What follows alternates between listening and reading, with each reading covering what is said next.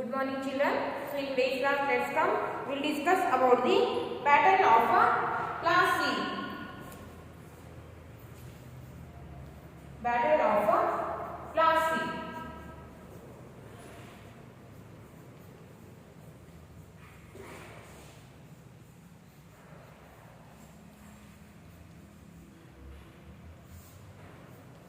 Battle of class C. So after the death of Aurangzeb in 1707, the East India Company became more ambitious. So after the death of Aurangzeb, in 1907, the East India Company became very powerful, more ambitious. So after the death of the Aurangzeb in 1707, the East India Company became very powerful. The British had their own army to protect their trade. So the Britishers had created their own army to protect their trade.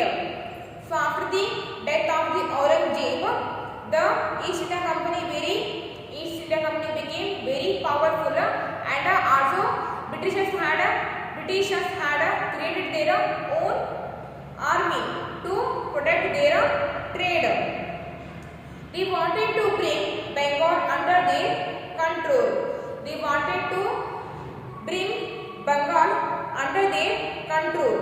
They started building forts and settlements in the 17th century. So the Britishers wanted to bring the Bengal under their control. So because of that, they started building the forts and settlements. So they started the building forts and settlements in the 17th century. They also maintained an army in Bengal. So the Britishers also maintained a big army in Bengal. When Siraj-ud-Dawla became the Nawab of Bengal, he ordered the British to remove their army and stop its construction. So Britishers have already created their own army, and they have started the constructing of the forts and settlements. So when Siraj-ud-Dawla became the Nawab of Bengal, Siraj-ud-Dawla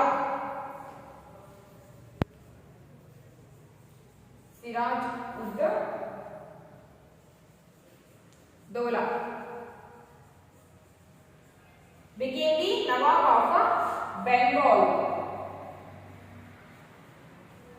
Nawab of Bengal. When Siraj-ud-Dawla became the Nawab of Bengal, he ordered the British to remove their army and stop its construction. After Siraj-ud-Dawla became the Nawab of Bengal, he ordered the British to remove their army and stop its construction and to stop the constructing forts and settlements, and to stop its construction activities as they had not paid any taxes. So Britishers are not paying any taxes. So because of that, the Nawab of Bengal, Siraj-ud-Dawla, he ordered the British to stop constructing the forts and settlements, and also to remove their army. Later, when they denied, he marched against the British in 1756.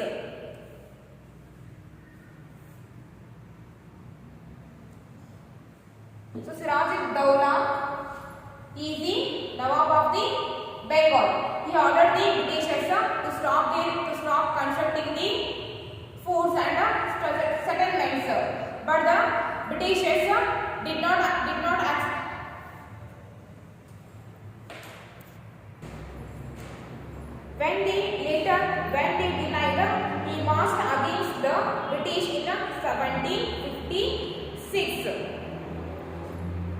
they denied means a rejection. Denied means a reject.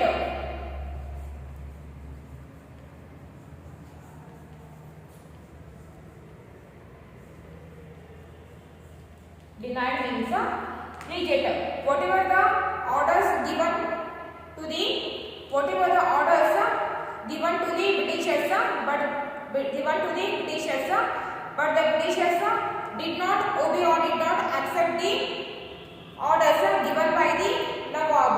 So later when they denied, he marched against the British in 1756. He marched means he is the here. He means Nawab Sirajuddaulah. So he means Sirajuddaulah. He is the Nawab of the Bengal. He means Nawab. So he Nawab Sirajuddaulah marched against the British in 1756. This incident infuriated the British and they attacked Bengal in 1757. Infuriated means become angry.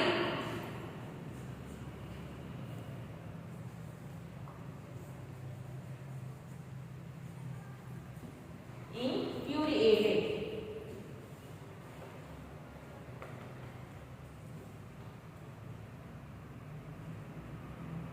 Infuriated means become angry. Become angry. So whatever the orders that Nawab has given to the Britishers, but the Britishers did not obey or did not accept the orders of the Nawab. So when they reject the orders of the Nawab, so the Nawab Sirajuddaulah marched against on Britishers in 1756. When the Britishers rejected the orders of the Nawab, so Nawab Sirajuddaulah marched against the British in 1756. So after this march, this incident infuriated. This incident means when the Sirajuddaulah marched against the British in 1756. In this incident infuriated the British. When the Nawab marched against the British, the Britishers became angry. They got angry. This incident infuriated the British and they attacked Bengal in 1757. So after this march, Britishers become angry and they attacked on the Bengal in 1757.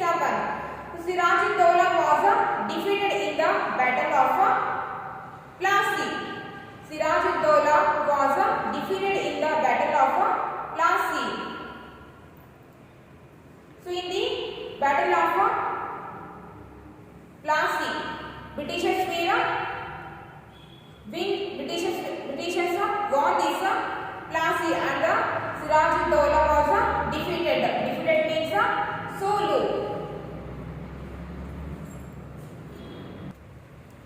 So Britishers won the Battle of Plassey and the Sirajuddaulah, who is the Nawab of Bengal, he was defeated in the Battle of Plassey and the Britishers became very powerful. After winning the Battle of Plassey, Britishers became very powerful in Bengal because they have taken the Bengal in their control. This was the first step towards the conquest of Bengal. It was their first step towards the conquest of Bengal. However, they were determined to take control over whole India. After winning the Battle of Plassey, Britishers decided to control all over the India, to control over the whole of India. After winning the Battle of Plassey,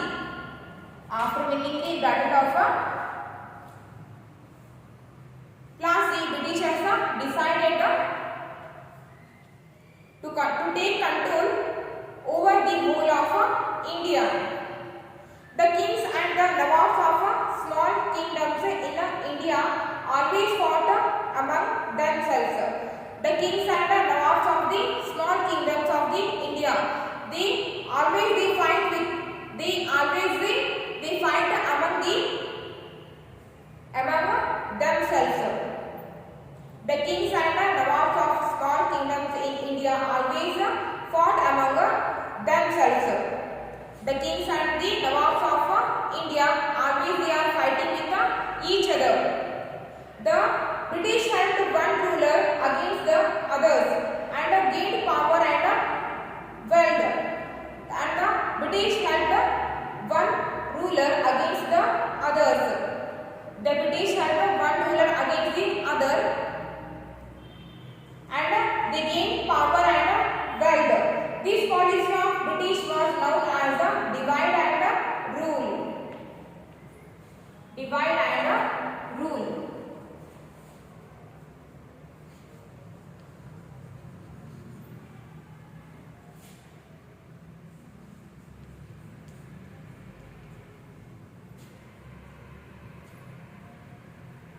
So Indians, Nawabs and Indian kings always fighting with each other, but the Britishers they not doing like that. Britishers always help one ruler to the another. So Indians, Nawabs and Indian kings always they are fighting with each other, but the British rulers always they are helping each other. By this they become very powerful. This policy of British was known as divide and rule. Divide and rule. The British helped one ruler against the other and gained power and wealth. British helped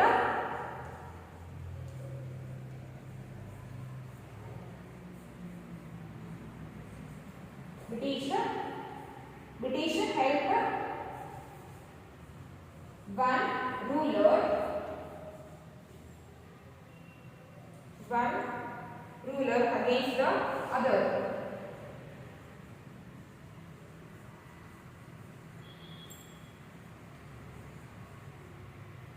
against the other. So Indian kings and Indian nawabs always they are fighting with each other. Always they are fighting among themselves. But the Britishers were not doing like that. But Britishers always help one ruler against the other. By this they become very powerful. The British helped one ruler against the others and gained power and wealth. By helping with each other, Britishers became very powerful. This policy of British was known as divide and rule. This policy helped the British to capture various kingdoms of Indian rulers. So this policy of British helped to capture the various kingdoms of Indians. This policy helped the British to capture various kingdoms of Indian rulers. So this policy means divide and rule. This policy helped the Britishers to capture the various kingdoms of Indian rulers.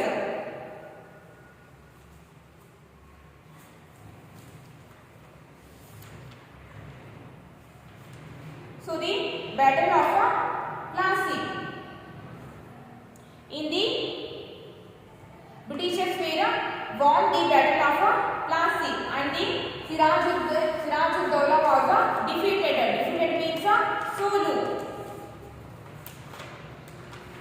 Defeat means in Kannada we call that a solu. This policy helped the British to capture various kingdoms of Indian rulers. Another battle, the Battle of Buxar. Another battle, the Battle of Buxar, took place in 1764 between the combined army of the Mughal Emperor Shah Alam II and the two Nawabs with the British East India Company. The next one, battle is a Battle of Buxar.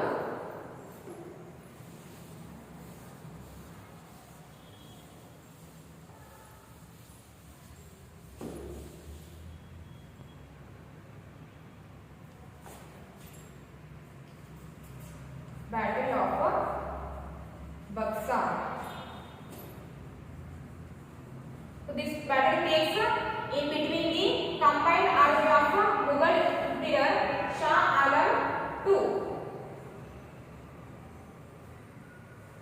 Shah Alam.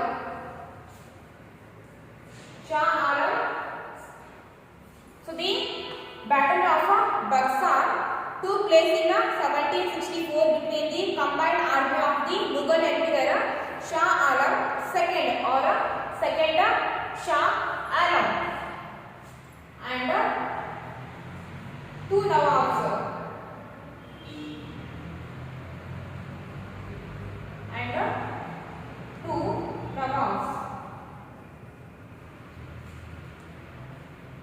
in 1764 and the Battle of Buxar. This battle took place in between the second Shah Alam and the two Nawabs in 1764. So the Battle of Buxar took place in 1764 between the combined army of the Mughal Emperor Shah Alam II and the two Nawabs with the British East India Company. Again the British emerged victorious. So again the British emerged victorious. So after this Battle of Buxar, Britishers became very powerful.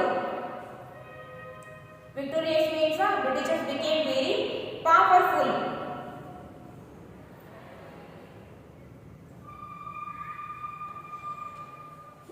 So this is Battle of Buxar. So Britishers won the Battle of Buxar and Shah Alam II was defeated.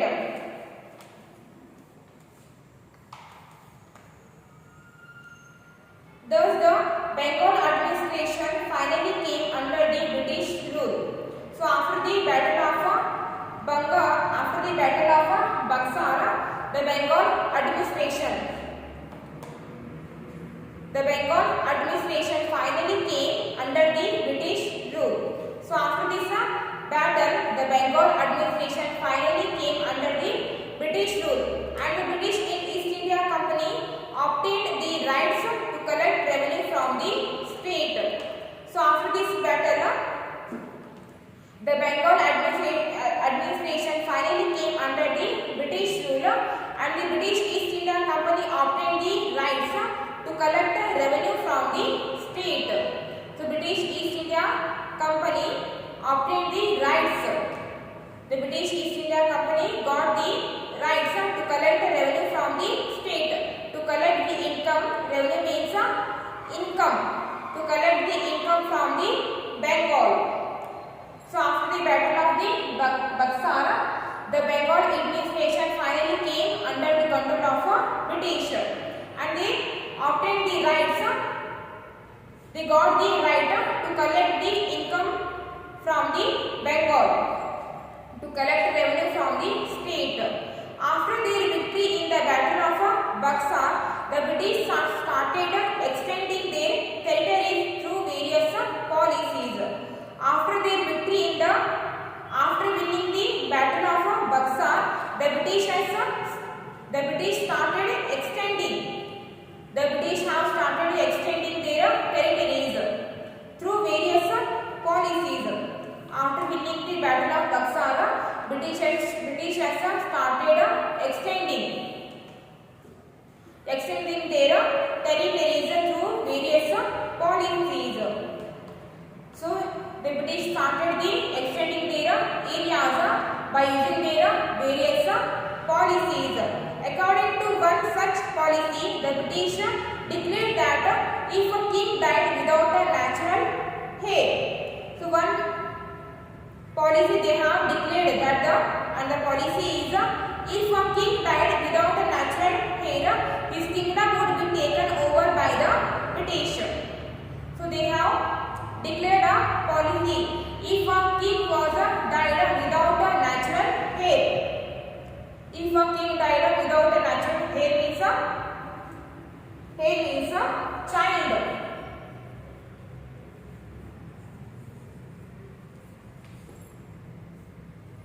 Child or a successor.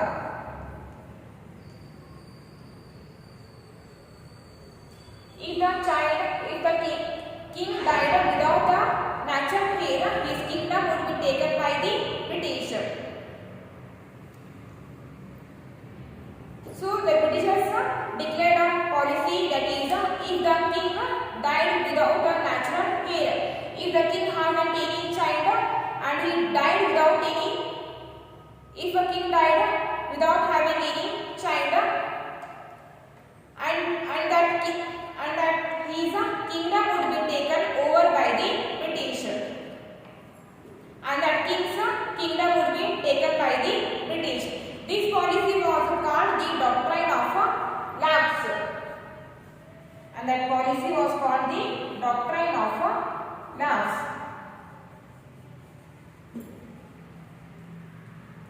Doctrine of lapse. It is the policy. If a king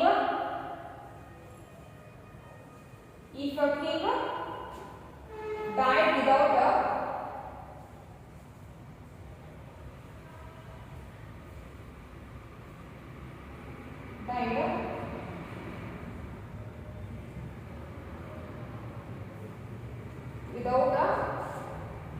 heir, his kingdom would